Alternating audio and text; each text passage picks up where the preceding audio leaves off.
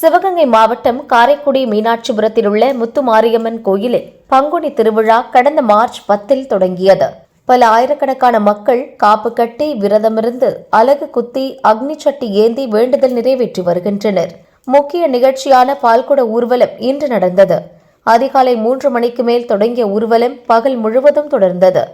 காரைக்குடி, புதுவயல், சாக்கோட்டை, குன்றக்குடி மற்றும் மாவட்டத்தின் பல்வேறு பகுதிகளின் பக்தர்கள் பால்குடம் ஏந்தி நேர்த்திக்கடனை செலுத்தினர். தொடர்ந்து காவடி மற்றும் தீக்குழி இறங்கும் நிகழ்ச்சி நடந்தது. இதில் பக்தர்கள் தீக்குழி இறங்கி அம்மனை வேண்டி வழிபட்டனர்.